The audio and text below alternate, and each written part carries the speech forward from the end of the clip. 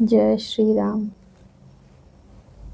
जब वशिष्ठ जी किसी भी तरह उस कामधेनु गौ को देने के लिए तैयार नहीं हुए, तब राजा विश्वामित्र जी बलपूर्वक उस चितकबरे रंग की गाय को घसीट कर ले जाने लगे।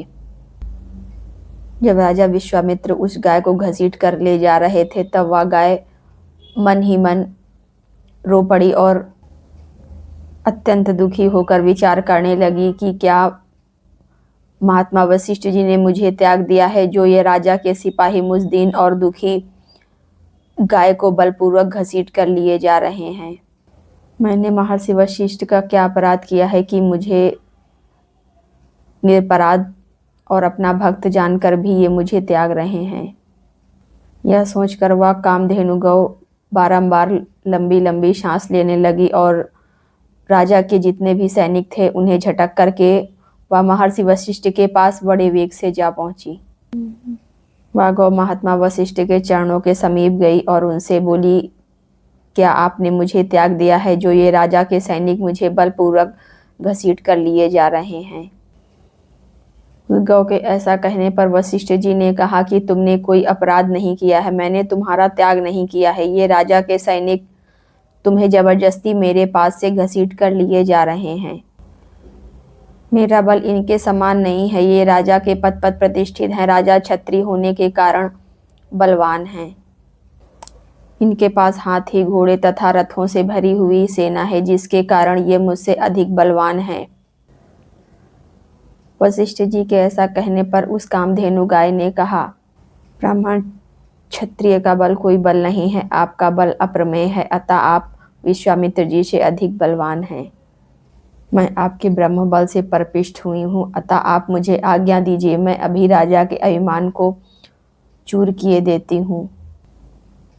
कामधेनु के ऐसा कहने पर वशिष्ठ जी ने कहा, तुम सैनिकों की रचना करो।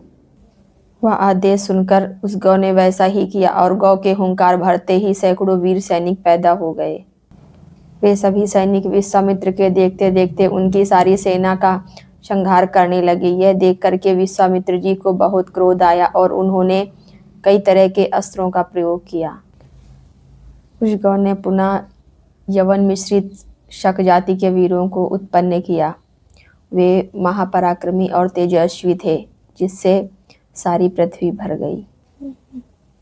उन वीरों ने विश्वामित्र की सारी सेना को भस्म करना आरंभ कर दिया।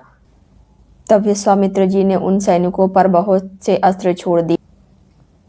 विश्वामित्र के अस्त्रों से घायल होकर उन्हें व्याकुल देखकर वशिष्ठ जी ने फिर से उस कामधेनु को आज्ञा दी कि अब तुम अपने योग बल से दूसरे सैनिकों की सृष्टि करो। तब उस गौ ने फिर से हुंकार किया और उसके हुंकार से सूर्य के समान तेजस्वी कंबोज उत्पन्न हुए। थन से शस्त्रधारी बर्बर प्रकट हुए तथा योनिदेश यवन और गोबर के स्थान से शक उत्पन्न हुए।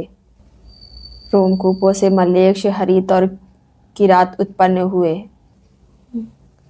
उन वीरों ने रथ सहित विश्वामित्र की सारी सेना का तत्काल नष्ट कर दिया।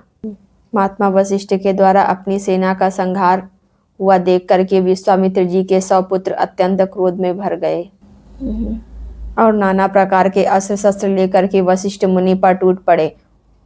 वशिष्ठ मुनि ने अपने हुंकार मात्र से ही विश्वामित्र जी के सभी पुत्रों को जलाकर भस्म कर दिया। महात्मा वशिष्ठ द्वारा विश्वामित्र के सभी पुत्र 2 घड़ी में ही जलाकर भस्म कर दिए गए और उनकी सारी सेना भी नष्ट हो गई। अपने समस्त पुत्रों तथा पूरी सेना का विनाश देख करके विश्वामित्र जी चिंता में पड़ गए और बहुत ज्यादा लज्जित हो गए और उनका सारा बल और उत्साह भी नष्ट हो गया।